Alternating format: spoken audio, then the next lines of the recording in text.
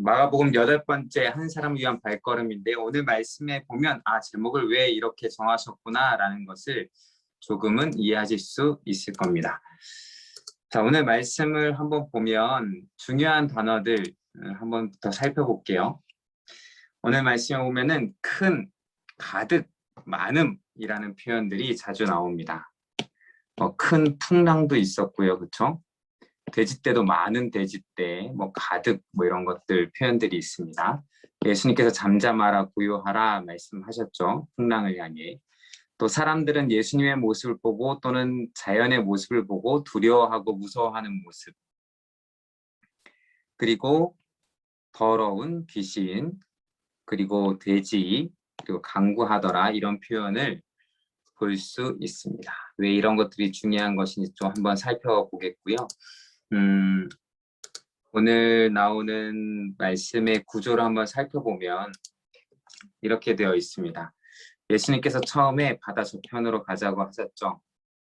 근데 나중에 보면 오늘 본문에 들어있지 않지만 그 다음 주 본문 21절을 한번 보면 바다 맞은편으로 가심이 나옵니다. 바다 저편으로 갔다가 다시 되돌아오는 것이죠. 원래 있던 자리고. 그리고 보면 큰 광풍이 불었고요. 제자들이 살려달라고 간구하죠. 예수님께서 응답하십니다. 그러자 제자들이 놀라게 되죠. 자, 그래서 바다를 건너갔더니 누가 나오냐면 큰 귀신 들린 자. 어떻게 보면 많은이라고도 표현할 수도 있죠. 이렇게 묶을 수 있습니다. 귀신들이 뭐라고 간구하죠? 돼지떼에게 들어다 가게 해달라고. 예수님께서 응답하십니다. 그러자 사람들이 놀랍니다. 이런 구절로 되어 있습니다. 비록 4장, 5장 다른 장이 있지만 이렇게 묶어서 볼 수가 있습니다. 묶어서 볼 수 있다는 것을 알아두시고요. 처음부터 한번 차근차근 오늘도 살펴보겠습니다. 예수님께서 뭐라고 하셨죠? 그날 저물 때에 열심히 또 앞에 우리 비유로 예수님께서 말씀을 전해주셨죠. 어디서 바닷가에서 예수님께서 배를 타고 말씀을 전해주신 다음에 이렇게 배를 타고 여기서 예수님께서 이제 전해주셨죠. 말씀을 전해주고 사람들이 막 이렇게 있었습니다. 이렇게 예수님께서 비유로 가르치고 여러 가지를 가르치신 다음에 그날 저물 때 제자들에게 우리가 저편으로 가자, 바다 건너편으로 가자라고 하십니다. 이 바다가 어떤 바다죠? 네, 갈릴리 바다. 또 다른 이름은 뭐죠? 디베랴라고도 하기도 하죠. 또 게네사렛 호수. 어디 보면 긴네렛이라고도 표현하죠. 이렇게 여러 가지로 표현하는데 사실 호수죠. 그러나 그 호수가 어마어마하게 크고 반대편이 보이지 않기 때문에 바다라고 부릅니다. 갈릴리 바다 저편으로 가자라고 했습니다. 여러분 열심히 이렇게 일을 하고 또 말씀을 전하시고 날이 저물면 무엇을 해야 될까요? 날이 저물면 뭐 해야 되죠? 자야 되겠죠. 쉬거나 자야 됩니다. 그렇죠. 제자들도 그래야 되고 예수님도 자거나 쉬어야 됩니다. 그렇죠. 그냥 하루 종일 쉰 것도 아니고 열심히 하나님 나라의 일을 하시고 사역을 하셨으니 쉬어야 하는데 뭐라고 하시냐면 예수님의 요구는 무엇이죠? 우리가 저편으로 가자라고 하십니다. 근데 여기서 우리는 한번 좀 생각해 봐야 돼요. 자, 날이 저물면 쉬어야 되는데 예수님께서 바다 저편으로 가자고 하시니까 저편에 중요한 일이 있으니까 가자고 하시겠죠? 그렇죠. 잠을 자지 않고서라도 그리고 쉬지 않고서라도 또한 저녁이잖아요. 그리고 바다잖아요. 자, 낮보다는 밤이 바다가 요동치기가 더 쉽습니다. 그렇죠. 더 위험한 곳이에요. 특히 이 갈릴리 바다는 위험한 곳입니다. 풍랑이 자주 일었고 옛날의 배로서는 건너가기가 쉽지 않은 그런 바다였기 때문에 그럼에도 불구하고 중요한 일이 있다는 거예요. 꼭 만나야 될 사람이 있다거나 꼭 찾아야 되는 게 있다거나 가야 될 일이 있다는 것이죠. 오늘 그 일이 무엇인지 같이 한번 또 살펴보겠습니다. 자, 바다를 건너가자라고 말씀하시는데요. 그 당시에 갈릴리 지방에 있는 배를 한번 볼 텐데요. 뭐 성지순례 가신 분들은 보셨는지도 모르겠지만 그 갈릴리 바다에 가면은 이렇게 배 모형이 있습니다. 옛날 1세기에 있던 배의 모습, 옛날의 배의 그 형태를 찾아서 이렇게 전시해 놓은 게 있는데요. 물론 제가 찍은 사진은 아닙니다. 여기에 보면 그걸 이렇게 모형을 이렇게 만들어 놨어요. 이런 배입니다. 보니까 돛도 있고요. 그래서 바람의 힘으로 가기도 하고 노가 하나, 둘, 셋 반대편에도 있겠죠. 한 6개 됩니다. 그럼 6명 정도 타고 한 7명, 뭐 많아봤자 8명은 못 타는, 8명 정도 타거나 못하는 그런 배예요. 작은 배고요. 그리고 풍랑을 만나면 아주 위험한 배겠죠. 이러한 배로 이제 그 바다를 건너가자라고 하시는 겁니다. 얼마나 중요한 일이 있는지 모르겠지만 급하게 그렇게 예수님께서는 가자고 하신 거죠. 바다를 뚫고 가자라고 말씀하십니다. 그런데 보면 여기에 신기한 표현이 있어요. 그들이 무리를 떠나 예수를 배에 계신 그대로 모시고 갔어요. 이 그대로 모시고 간 건 뭐예요? 설교하던 그 배 그대로 모시고 갔어요. 예수님 배가 가니까 배들이 어떻게 보면 다른 배들도 함께 따라갔어요. 자, 예수님이 가자라고 하니까 예수님뿐만 아니라 뒤에 수많은 무리들도 배를 타고 예수님을 따라가기 시작합니다. 자, 지금 누구랑 같이 가고 있죠? 예수님이랑 같이 가고 있죠. 아무리 위험하고 그런 위험성이 많은 바다라 할지라도 예수님이 계시니까 그 밤에 그 사람들이 지금 열심히 가고 있는 겁니다. 예수님을 따라서. 자, 어떤 위험성이 있어도 풍랑이 일어날 위험성이 있어도 가는 거예요. 그런데 어떻게 되었죠? 아니나 다를까 큰 광풍이 일어나며 물결이 배에 부딪혀 들어와 배에 가득하게 되었다라고 말하고 있습니다. 큰 광풍이 일어났어요. 근데 배에 그 영향이 미칩니다. 물이 들어와서요. 가득하게 되었습니다. 배에 물이 가득하게 되면 어떻게 되는 거죠? 이제 배가 가라앉을 수 있고 죽게 될 수도 있는 것이죠. 그렇죠. 예수님이 함께 계신데 왜 광풍이 불었을까요? 네. 자, 결국 사람들은 어떻게 돼요? 이제 죽을 수밖에 없겠죠. 이때 찾을 수 있는 분이 누구실까요? 예수님밖에 없죠. 예수님이 먼저 가셨으니까, 가자고 하셨으니까. 그리고 그 배를 타고 갔고 그 뒤따라 갔으니까 예수님을 찾는데 예수님은 무엇을 하고 계신지 한번 보겠습니다. 자, 예수께서는 고물에서 베개를 베고 주무시고 계셨어요. 제자들이 깨우며 이르되 선생님이여 우리가 죽게 된 것을 돌보지 아니하시나이까 라고 말합니다. 이제 자신들이 죽게 됐어요. 자, 예수님의 제자들 직업이 뭐죠? 너무나 다양했죠. 근데 그 중에 적어도 3분의 1은 뭐예요? 어부잖아요. 그렇죠? 우리가 잘 알고 있는 베드로, 안드레, 야고보, 요한. 자, 그들은 예수님이 타고 있는 배에 타고 있었을 거예요. 근데 그들이 지금 뭐라고 말하면 죽게 되었나이다 라고 표현합니다. 그 다른 바다에서 고기 잡던 사람들도 아니고 그 갈릴리 바다에서 고기 잡던 사람들이에요. 그렇죠. 그런데 보니까 이 풍랑은 그냥 가벼운 풍랑이 아니에요. 이제 정말 죽게 된 풍랑이에요. 자, 바다를 건너가기 전에 제자들은 풍랑이 일 걸 예감할 수 있었을까요? 없었을까요? 어부들은 특히. 자, 밤에는 물고기를 그래서 잡지 않는다? 이것도 틀린 거예요. 왜냐하면 예전에 보면 예수님을 만날 때 제자들이 밤새 물고기를 잡았잖아요. 그렇죠? 그러나 하나도 잡지 못한 사건이 나오잖아요.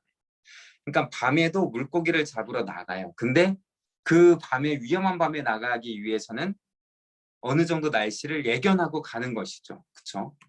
혹시 날씨를 예견했는데 그날 예수님께서 가자라고 했을 때에도 날씨를 예견해 보니까 풍랑이 일 것 같은 느낌이 있을 수도 있었겠죠. 그러나 누굴 믿고 가는 거예요?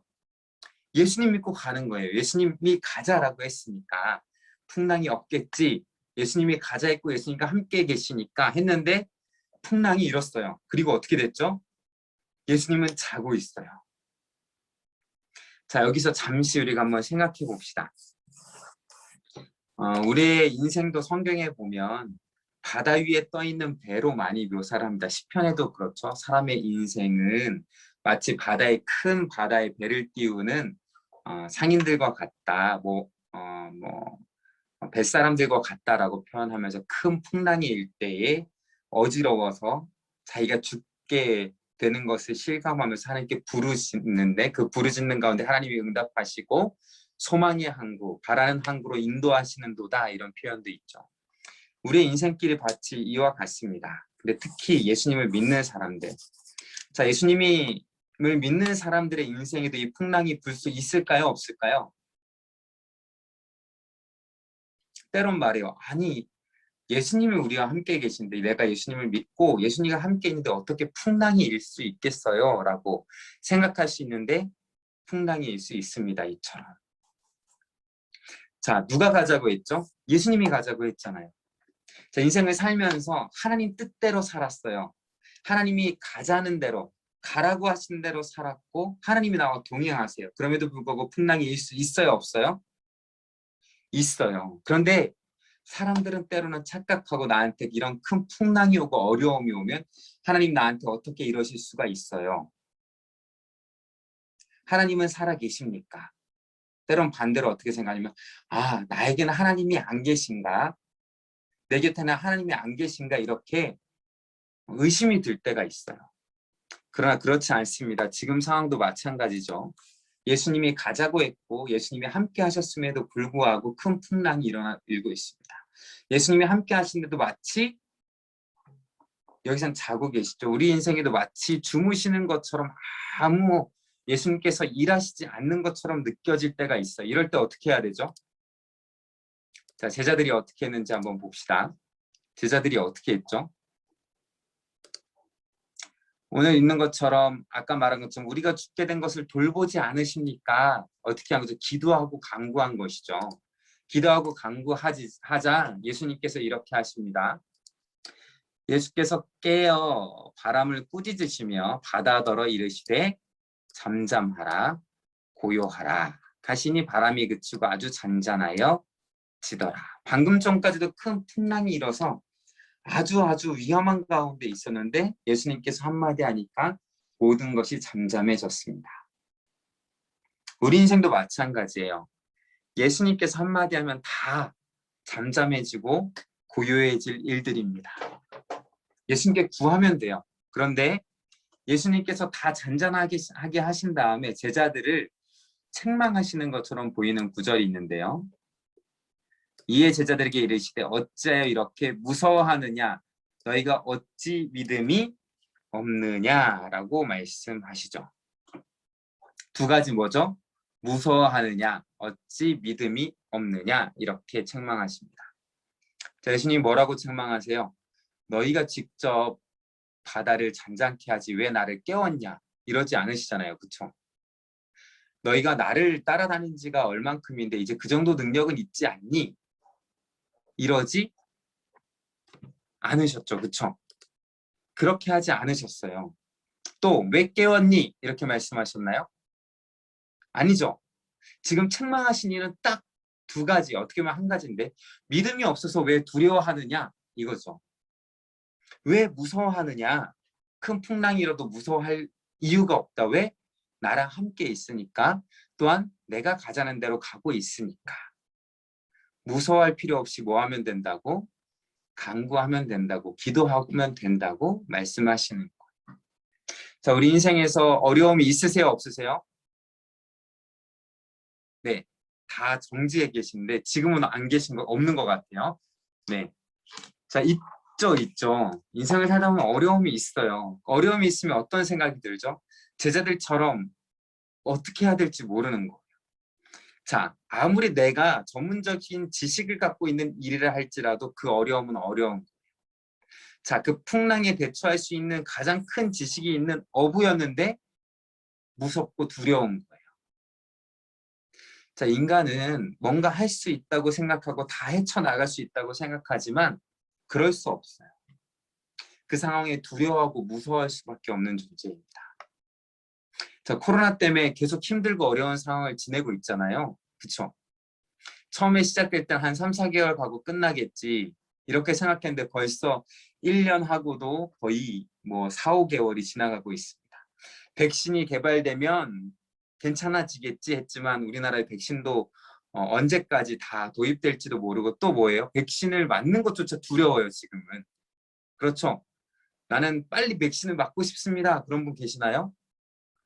네, 빨리 안정화가 되고 안정화가 되면 맞고 싶습니다. 이런 게 우리 모습이잖아요. 그렇죠? 근데 그게 언제 안정화될지도 모르는 거예요. 다 무섭고 두려운 일밖에 없어요. 건강도 마찬가지고요. 또 내 자녀에 대한 일도 마찬가지고 내가 하고 있는 일도 마찬가지고 다 어려움이 있습니다. 큰 풍랑이 있어요. 교회 일도 마찬가지고요. 그럴 때 우리는 어떻게 해요? 무섭고 두렵고 떨리잖아요. 그렇죠. 걱정되고 근심이 되고 잠을 자지 못하고 먹지 못하고 마음에 근심이 쌓이는 게 우리들의 모습입니다. 그럼 우리들을 향해 예수님이 뭐라고 하시는 거죠? 왜 믿음이 없느냐? 왜 무서워하느냐? 예수님이 계시잖아요. 한마디면 다 해결될 수 있는 예수님이 계시잖아요. 여러분 곁에 예수님이 함께 계십니까? 그쵸? 계시죠? 잠자고 계신가요? 네. 기도해야죠. 예수님, 나에게 이런 상황이 왔어요. 도와주세요. 예수님이라면 하실 수 있습니다. 자, 걱정, 근심, 두려움, 이건 세상 사람들이 하는 거예요. 두려워하지 말고 걱정하지 말고 예수님께 구하면 됩니다. 예수님이 절대 깨웠다고 꾸짖지 않으세요. 예수님이 절대 기도했다고 간구했다고 꾸짖지 않으십니다. 자, 다음 한번 구절을 볼게요. 제자들이 그 모습을 보고 어떻게 했죠? 그들이 심히 두려워하여, 아까 전에 뭐 때문에 두려워했죠? 아까 전에는 풍랑, 그쵸? 풍랑, 큰 풍랑, 성경의 광풍. 그게 너무 무서웠는데 지금은 뭐가 두려운 걸까요? 그가 누구에게 바람과 바다도 순종하는가? 자, 사람은 두려운 것 앞에 굴복하게 되어 있는데요. 자, 제자들의 관점이 바뀌었습니다. 예전엔 큰 풍랑이 두려웠어요. 근데 지금은 누가 두렵냐면 예수님이 두려워요. 자, 바꿔 표현하면 더 큰 존재가 누구예요? 예수님이에요. 자, 우리에게 있어서 가장 큰 존재가 뭐죠? 나에게 가장 큰 영향력을 주는 것. 나를 힘들게 하는 그 무언가가 될 수도 있고요. 돈이 될 수도 있고 자녀들이 될 수도 있습니다. 근데 이 사건으로 바꿔야 돼요. 가장 두려운 존재가 누구예요? 예수님. 나의 문제를 해결해 주실 수 있는 분? 예수님. 내가 두려워할 사람은 예수님밖에 없는 거예요. 그 외에는 두려워할 필요가 없어요. 예수님 한마디면 다 해결될 일이니까. 이 당시로 돌아가 보면 이 당시로 말하는 거는 마가복음을 들었던 사람들. 마가복음은 이 당시에 뭐가 제일 두려웠을까요? 자, 박해, 로마의 황제. 그쵸? 세상적인 염려와 근심. 예수님은 다시 온다고 하셨는데 다시 오시지 않고 세상 사람들은 박해하고 로마 황제는 죽이려고 해요. 예배도 자유롭게 드릴 수 없어요.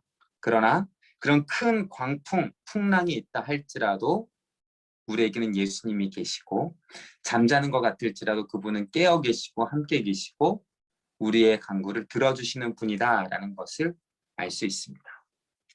자, 여기서 우리가 생각해 봐야 될 게 있는데요. 이처럼 거의 죽을 뻔하고 바다를 건넌 거잖아요. 그렇죠? 자, 이 질문을 한번 해봐야 됩니다. 도대체 왜 죽음, 큰 풍랑을 뚫고 바다를 급하게 건너가셨을까요? 자, 비교적 풍랑이 일지 않는, 광풍이 일어나지 않는 다음 날 아침에 낮에 가셨어도 됐을 것이고 예수님은 광풍이 올 걸 모르셨을까요? 다 하시는 분이잖아요. 광풍이 올 걸 알매도 불구하고 그렇게 급하게 바다를 건너가셨을까요?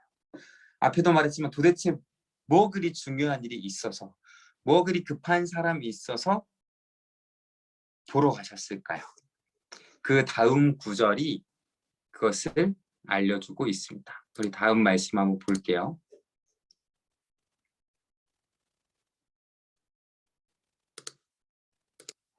예수님께서 바다 건너편으로 드디어 가셨습니다. 죽음을 뚫고 드디어 건너편으로 갔어요. 건너편이 어디냐면 거라사인의 지방입니다. 그냥 거라사인의 지방은 힘들게 생각할 필요 없고요. 갈릴리 건너편 지방이고 지금 이방인이 사는, 이방 사람들이 사는 지방이다라는 것을 알면 돼요. 배에서 나오셨어요. 나오시자마자 곧, 마가복음에는 곧이 참 많이 나오죠. 네, 곧 더러운 귀신 들린 사람이 무덤 사이에서 나와 예수를 만나니라. 자, 누가 나올지 기대를 했었어야 돼요. 성경을 읽으면서. 도대체 바다 뚫고 가서 누구를 만나려고, 누가 나타나길래 그렇게 바다를 뚫고 가셨는가 하고 짠 하고 나타난 사람이 누구예요? 더러운 귀신 들린 사람이에요. 이 사람이 뭐가 그렇게 중요하다고. 이 사람이 갑자기 딱 나타납니다. 바다를 건너자마자 곧 그 사람이 나왔어요. 그리고 예수님 앞에 나왔습니다. 이 사람의 특징을 설명하는데요. 너무 자세하게 설명해 놨어요. 오늘 성경 말씀을 보면 예수님이 찾아오신 한 사람의 모습, 또 이 사람이 예수님을 찾아온 거기도 하죠. 자, 어떻게 보면 더러운 귀신 들린 사람, 오늘 표현 것처럼 2절에 나오죠. 더러운 귀신 들린 사람. 누가복음도 그렇고요. 뭐 복음서 보면 귀신 표현할 때 그냥 쓰기보다 더러운이 꼭 붙습니다. 더러운이 붙는 표현이 많아요. 더러운 귀신 들린 사람이에요. 자, 사는 곳이 어디냐면 무섬 사이에 살고 있어요. 또 아무도 그를 제어할 수가 없어요. 자세하게 표현해 놨는데요. 쇠사슬로 사람들이 메어놨는데요. 끊어버려요. 사람들이 이 사람이 두렵고 무서우니까 쇠사슬로 묶어서 뒀는데 쇠사슬을 다 끊어버렸어요. 아무도 그 사람을 통제할 수 없어요. 제어할 수 없어요. 자, 밤낮 무덤 사이에서나 산에서 늘 소리를 질러요. 자, 5번 돌로 자기의 몸을 해치고 있어요. 자, 사람들이 이 사람을 보면 어떤 마음을 품을까요? 무섭죠. 그쵸? 이런 사람을 만나면 어떤 마음이 들까요? 자, 여긴 또 복음서고 공동체에 대한 말씀이니까 우리가 만약에 교회에 이런 사람이 나타났다. 소리 지르고 돌로 자기 몸을 상하게 하고 이렇게 이러시면 안 됩니다. 붙잡아도 다 뿌리치고 힘이 엄청 세고 통제가 안 돼요. 이런 사람이 나타났다. 그럼 어떻게 될까요? 무서워요, 안 무서워요? 교회에서 나갔으면 좋겠어요? 계속 있었으면 좋겠어요? 자, 그 사람이 안 가면 내가 도망가야죠. 그렇죠? 무서우니까. 그렇잖아요. 저 동네에서 이런 사람을 만났습니다. 어떻게 하게 되죠? 피하게 되죠. 피하게 돼요. 피하게 돼요. 만약에 피하게 돼요. 자, 우리가 피하고 싶은 사람들을 한번 생각해 볼까요? 자, 교회에서도 피하고 싶은 사람이 있죠. 없을 줄 알았는데 몇 명은 또 피하고 싶은 사람이 있다고 하시네요. 자, 때로는 내가 일하는 곳에서 피하고 싶은 사람이 있어요, 없어요? 때로는 있어요. 그렇죠? 우리 동네에서 피하고 싶은 사람이 있어요, 없어요? 있을 수도 있어요. 그렇죠? 네. 뭐 이렇게 심하지는 않지만 동네에도 가끔은 피하고 싶은 이런 분들이 계실 때도 있잖아요. 그렇죠? 이처럼 다양한 사람들이 살고 있는 사회에는 피하고 싶은 사람이 있는 거예요. 근데 다 피하고 싶은 사람을, 동네 사람들도 만나고 싶지 않은 사람을 누가 찾아오셨어요? 예수님께서 찾아오셨어요. 거기에 큰 의미가 있습니다. 자, 계속해서 살펴볼게요.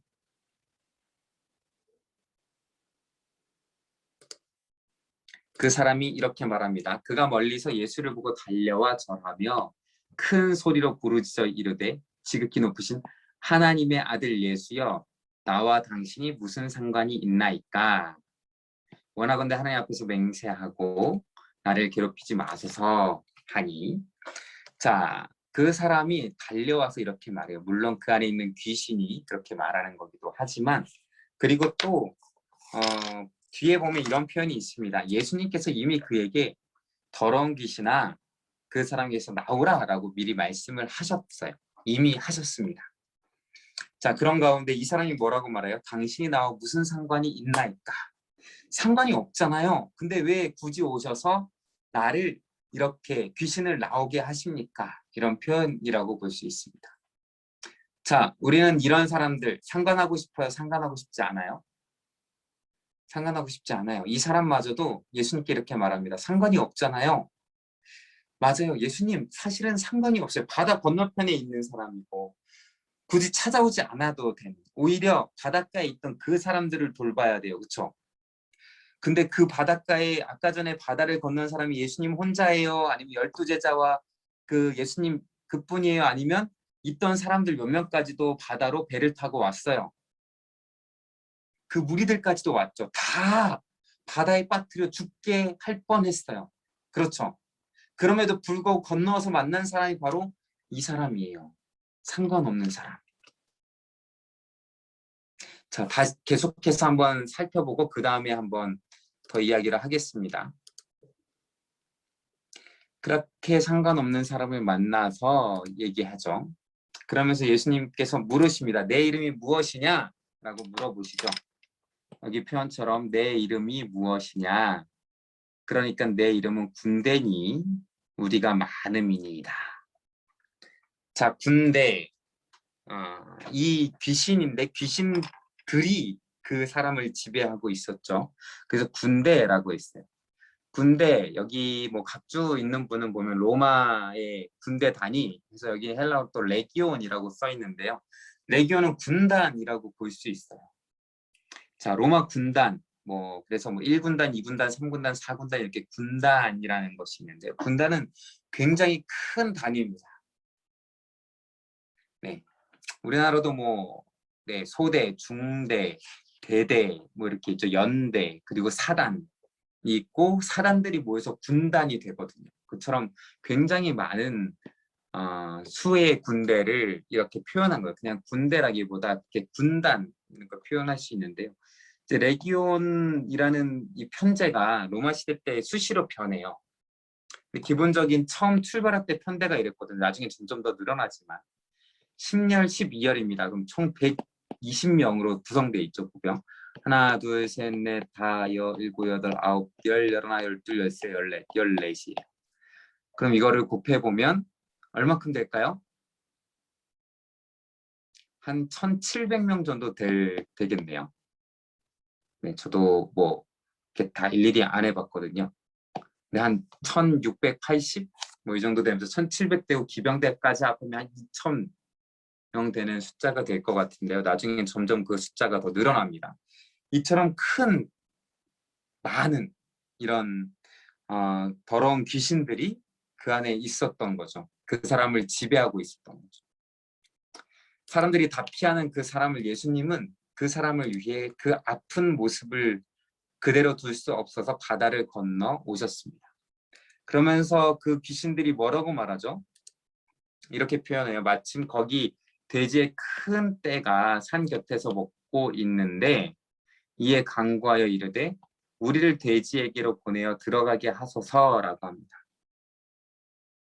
허락하신 데에 더러운 귀신들이 나와서 돼지에게로 들어가매 거의 몇 마리, 2,000마리나 되는 떼가 바다를 향하여 비탈로 내리다라 바다에서 몰살하거든 이렇게 되어 있습니다. 자, 예수님은 자, 돼지에게로 들어가게 하소서라고 했을 때 돼지가 죽을 걸 아셨을까요? 모르셨을까요? 아셨을 거예요. 예수님은 모르는 게 없으신 분이시니까. 그럼에도 불구하고 허락하셨습니다. 돼지 2,000마리 얼마 정도 될까요? 아는 분 계신가요? 돼지 한 마리가 요즘 얼마죠? 모르시죠? 저도 잘 모릅니다. 돼지 한 마리 시세가 어떻게 되는지. 그래서 돼지 한 마리 시세를 찾아보려고 이렇게 인터넷에 검색을 했는데 잘 안 나오더라고요. 그러니까 통으로 된 돼지 한 마리, 출하할 때 가격이 되는 돼지 한 마리가 얼마가 되는지 잘 나와 있지 않습니다. 그래서 뭐 축산협회 이렇게 들어가면 알 수 있을 것 같아서 축산협회 들어갔더니 거기에는 뭐 박피 무슨 뭐 이렇게 박피 얼마 하는데 단위도 모르겠고요. 전혀 감이 안 오더라고요. 근데 대충 보니까 그걸로 계산하니까 돼지 한 마리가 한 출하할 때가 110kg에서 120kg 정도 된다고 그래요. 그리고 그걸 가격으로 다 따져봤더니 한 마리에 그냥 한 50만 원 정도 된다 이렇게 치면 될 것 같아요. 뭐 100만 원이 되는지 정확히 알 수는 없어요. 한 그냥 50만 원이라고 합시다. 50만 원이면 2,000마리예요. 얼마가 될까요? 가격으로 하면 빨리 안 되시죠? 그래서 제가 미리 계산해 놨습니다. 10억이요, 10억. 네, 한 번에 10억이나 되는 돼지떼가 바다로 들어가서 죽게 됐어요. 자, 한 사람을 귀신의 지배에서 벗어나게 하셨는데요. 그로 인해서 얼마가 들었냐면 10억이 들었어요. 자, 한번 볼게요.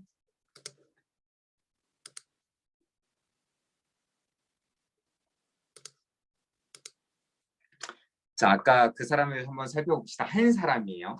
더러운 귀신 들린 사람. 무덤 사이에 거처합니다. 아무도 그를 제어할 수가 없어요. 쇠슬로 메어도 끊어버려요. 밤낮 무덤 그리고 또 산에서 소리를 지릅니다. 돌로 자기의 몸을 해치고 있어요. 사람들은 이 사람이 어떻게 됐으면 좋겠다고 생각할까요? 빨리 사라졌으면 좋겠다. 이렇게 생각을 하겠죠. 이 사람의 가치가 얼마나 될까요? 가치가 없어요. 사람들의 생각에는 이 사람은 가치 없는 사람이에요. 차라리 없어졌으면 하는 사람이에요. 근데 그 사람을 위해서 2,000마리 돼지 10억 원, 더 이상이 되겠죠. 희생당했어요. 자, 여러분, 이 기호의 마음속으로 한번 어떤 게 옳은 기호인지 동그라미를 쳐봅시다. 이 사람의 가치와 2,000마리 돼지의 가치. 그래도 사람이니까 이 사람의 가치가 크다. 아니다, 같다. 아니다, 그래도 돈이 중요하다. 1번, 2번, 3번 이렇게 있습니다. 여러분의 선택은 1번인가요? 2번인가요? 3번인가요? 제 생각엔 2번은 없을 것 같아요. 그쵸? 아, 가치가 같다 이렇게 생각하진 않을 것 같아요. 자, 여러분 마음속에 1번인가요? 3번인가요? 자, 여기에서는 이 사람을 봤을 때 이 동네에서 가장 쓸모없는 사람이에요. 가장 사라져야 할 사람이고 어떻게 보면 가장 큰 범죄자입니다. 이 사람이 몇 명이나 해쳤는지 무슨 일을 저질렀는지 우리는 알 수 없지만 그 마을 사람들에게는 정말 극악무도한 사람일 수 있어요. 그렇죠? 근데 그 사람을 살리기 위해 2,000마리의 돼지를 희생한다. 어떻게 보면 2,000마리는 이 마을 사람들의 전 재산일 수도 있습니다. 이 동네는 돼지를 치면서 먹고 사는 마을일 수도 있어요. 서로 돌아가면서 돼지를 치고 이럴 수도 있죠. 근데 그 한 사람을 위해 2,000마리의 돼지가 희생당했어요. 자, 우리나라 사회를 볼까요? 누군가 범죄했다. 극악무도한 죄를 지었다. 어떻게 되죠? 댓글을 달고 공격을 하고 얼굴을 공개하라 그러고 영원히 감옥에서 썩게 하라 그러고 또 사형시켜라라고 말하고 사라지게 만들어라 이렇게 말하죠. 충분히 그런 이유도 충분히 이해를 합니다. 이해를 해요. 근데 이 사람도 그런 사람이었어요. 그럼에도 불구하고 예수님은 이 사람을 위해 고쳐주시고 희생시키셨습니다. 그 돼지떼가 2만 마리라 할지라도 그 가치가 100억이라 할지라도 1,000억이라 할지라도 예수님은 그렇게 하셨을 거예요. 근데 여기서 질문이 있죠. 의문이 생겨요. 예수님은 허락하지 않으셔도 됐잖아요. 그렇죠? 돼지떼에게 들어가게 하소서라고 했을 때 아니 그냥 사라져라. 할 수 있으세요? 없으세요? 있으세요. 근데 왜 굳이 이렇게 하셨을까요?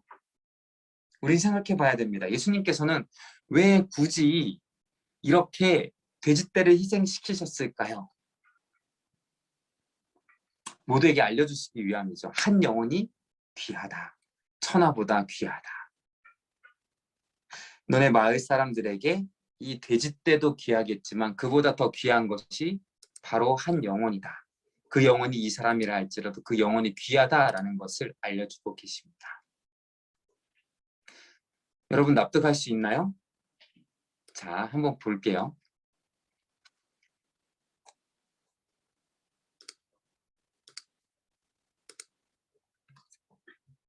자, 돼지를 치던 자들이 도망했어요. 돼지는 다 빠져 죽었죠. 그래서 읍내와 여러 마을에 말했어요. 돼지와 관련 있는 마을들이 있죠. 사람들이 어떻게 되었는지 보러 옵니다. 여러 마을에서 왔겠죠. 예수께 도착하니까요. 그 귀신 들렸던 자, 곧 군대 귀신 짚혔던 자가 옷을 입고 정신이 온전하여 앉아 있었어요. 두려웠죠. 아무도 해결할 수 없었던 일을 예수님께서 하셨으니까요. 불가능하다고 생각했던 일을 하셨으니까요. 이에 귀신 들렸던 자가 당한 것과 돼지의 일을 본 자들이 그들에게 알렸어요. 온 사람들에게 알렸죠. 그들이 예수께 그 지방에서 떠나시기를 간구했습니다. 왜 떠나시기를 간구했을까요? 자, 예수님의 큰 이적을 봤잖아요. 그러면 이제 어떻게 해야 되죠? 다른 귀신 들린 자, 아픈 자, 뭐 여러 가지 문제 있는 자들이 있었겠죠. 그쵸? 있었을 거 아니에요. 그들에게 우리 마을에 와서 회복시켜 주세요. 예수님 능력 있는 분이니 우리에게 말씀해 주세요. 때로는 그 능력 앞에서 꿇어 엎드려 회개하였던 사람들처럼 자신의 죄를 회개하고 우리도 그 복음을 받아들일 수 있도록 말씀해 주세요 해야 되는데 예수님을 배척했습니다. 떠나십시오 라고 했어요. 왜 그랬을까요? 받아들일 수가 없었어요. 자신들에겐 가치가 그 한 영혼보다 무엇에게 있었어요? 돼지떼에게 있었어요. 예수님이 오셔서 한 영혼 한 영혼 구원시킬 때마다 돼지 2,000마리가 사라집니다. 받아들일 수 있겠어요? 없겠어요? 받아들일 수 있나요? 그리고 한 영혼을 구원하실 때마다 내 재산이 펑펑 날아갑니다. 용납할 수 있겠습니까? 예수님께서 한 영혼을 구원시키시는데 그럴 때마다 교회의 재산이 펑펑 날아갑니다. 받아들일 수 있겠어요? 근데 예수님이 하시는 일이 이거예요. 그거보다 한 영혼이 소중하다라는 걸 보여주고 계십니다. 한 번에 10억이 날아가던다 할지라도 그게 중요한 게 아니라 뭐가 중요하다고요? 한 영혼이 중요하다고요. 오해하시면 안 됩니다. 10억이 안 중요한 게 아니에요. 돼지떼가 안 중요한 게 아니에요.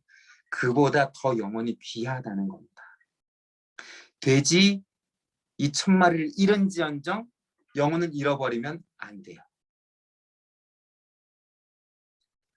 10억을 손해본다 할지라도 영혼을 잃어버리면 안 됩니다.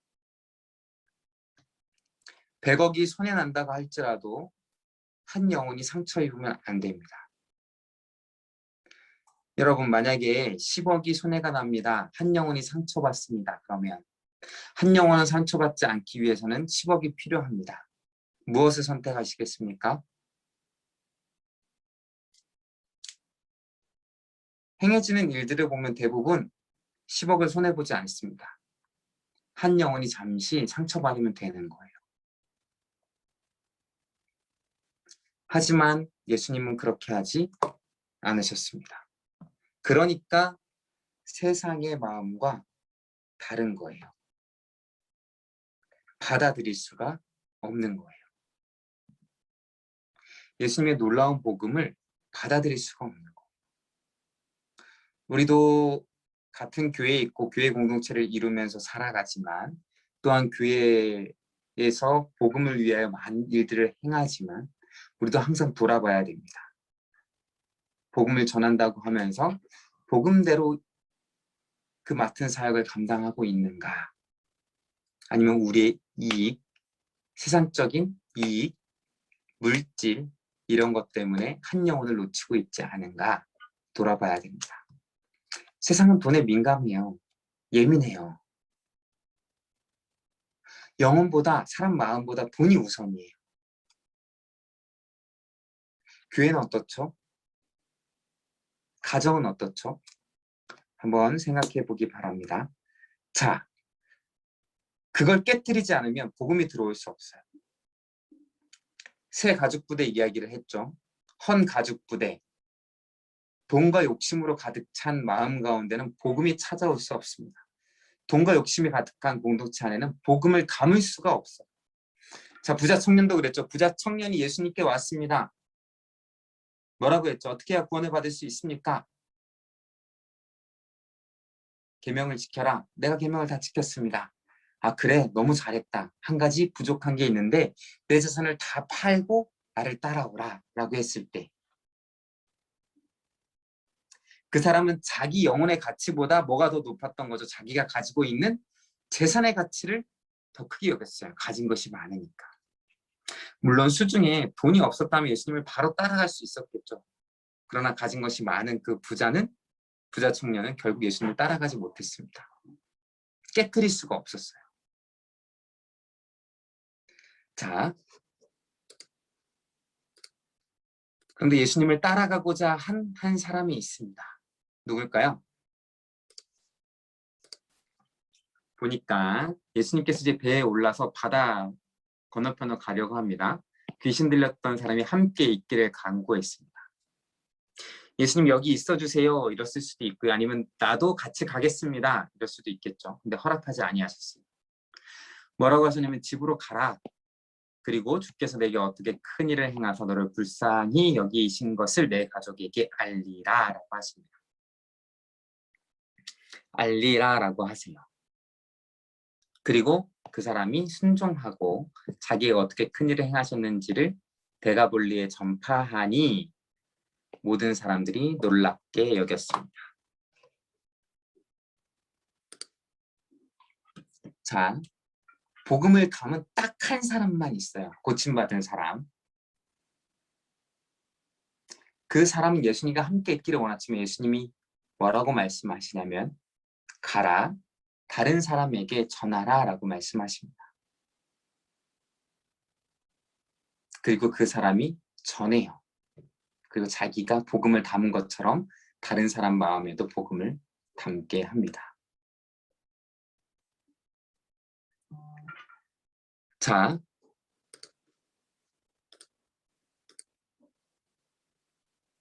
다시 다음을 한번 살펴볼게요. 우리가 읽지 않았지만 그 다음 구절을 보면 21절을 보면 이렇게 기록하고 있습니다. 예수께서 배를 타시고 다시 맞은편으로 건너가시니 큰 무리가 그에게로 모이거늘 이에 바닷가에 계시더니 이렇게. 오늘 전체적인 스토리는 여기서 끝나요. 배를 타고 다시 돌아가십니다. 처음부터 한번 정리를 해볼게요. 배를 타고 자 예수님께서 비유를 하시고 말씀을 열심히 전하신 이후에 갑자기 날이 저물자마자 갑자기 뭐라고 했으면 바다 건너편으로 가자라고 말씀하십니다.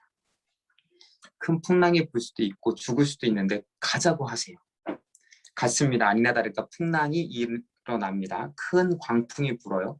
다 거의 죽게 됐어요.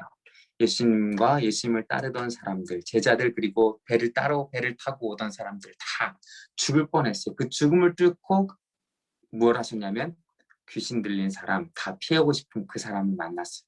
고쳐주십니다. 그리고 어떻게 하시죠? 다시 오셨어요. 자, 누구 만나러 간 거죠? 딱 한 사람밖에 없어요. 그 사람 한 사람만 만나러 가신 거예요. 그러기엔 희생이 너무 크지 않나요? 자, 그 한 사람을 살리기 위한 희생이 뭐였는지 한번 살펴볼까요? 예수님과 제자들 그리고 배를 타고 따라간 많은 사람들의 목숨 그쵸? 죽을 뻔했잖아요. 그리고 또 2,000마리의 돼지떼 이런 것을 다 희생하면서까지 그 사람을 만나 치유해 주십니다. 이게 한 사람을 위한 예수님의 발걸음이에요. 자, 오늘 한번 종합해 보겠습니다. 그 한 사람을 위해 풍랑, 죽음을 뚫고 오셨습니다. 아까 본 것처럼 오직 한 사람만을 위해 바다를 건너오셨어요. 그리고 수많은 이익보다 물질보다 한 사람이 중요함을 보여주십니다.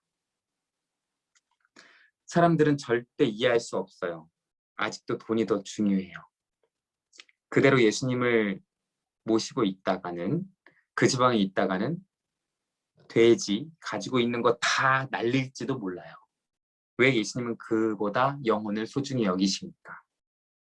그래서 예수님 복음을 용납할 수 없어요. 자, 복음을 듣고 복음으로 인하여서 자신의 문제가 해결한 받은 그 귀신 들린 자, 그 복음은 예수님과 함께 머무는 것만이 아니라 알리게 하세요.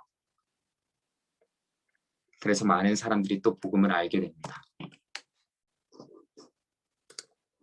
자, 오늘 말씀을 보면서 한 영혼에 대한 예수님의 사랑을 느껴야 됩니다. 그리고 그 사랑을 우리가 품어야 돼요. 우리도 마찬가지예요. 사람은 자기를 사랑해요. 자기가 소유한 것을 사랑합니다. 자기의 물질을 사랑합니다. 세상의 가치는요, 한 영혼의 귀함보다 돈에 있어요. 요즘처럼 돈에 그렇게 매달리잖아요, 요즘. 그렇죠. 너무 안타까워요. 사람들이 돈에 매달리고 돈에 벌벌 떨어요. 집 문제도 마찬가지죠. 주식도 마찬가지죠. 요즘 비트코인 가상화폐 매달리잖아요. 그쵸? 또 많은 사람들이 이번에 그래서 또 투자를 했다가 많이 잃으니까 어떻게 돼요? 상심하고 다 잃어버렸다 생각하고 때로는 목숨을 끊는 일까지 일어나잖아요. 지금은 20대까지 자꾸 돈에 매여서 자꾸 큰 돈을 벌 걸 꿈꿔요. 그러다 보니까 물질이 가장 큰 것이 됐어요. 사람 목숨보다, 영혼보다, 주위 사람들보다. 예수님이 우리에게 던져주는 메시지가 있습니다. 우리에게 가장 귀한 것은 영혼이에요. 내 영혼이고 주위에 있는 사람들의 영혼입니다. 어떤 영혼에게까지? 모두가 피하고 싶은 그 한 영혼에게까지. 가장 필요 없다고 생각하는 그 한 영혼까지 예수님은 이처럼 사랑하시고 다가오십니다. 자, 이렇게 생각할 수 있어요. 내가 아무리 초라하다고 자격이 없고 그런 사람이라 할지라도 예수님은 이처럼 찾아오시고 복음으로 변화시켜 주십니다. 그리고 그와 마찬가지로 주위에 있는 사람, 그 어떠한 사람이라 할지라도 복음의 문은 열려 있고 예수님께서 사랑하시고 다가가기를 원하십니다. 자, 오늘도 기도 제목 띄워드리고 마칠 텐데요. 이렇게 기도합시다. 한 영혼을 사랑하는 마음을 주시도록 누구와 같이 예수님처럼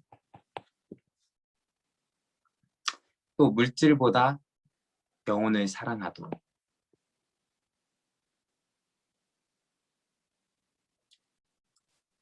2000마리의 돼지떼보다 10억보다 100억보다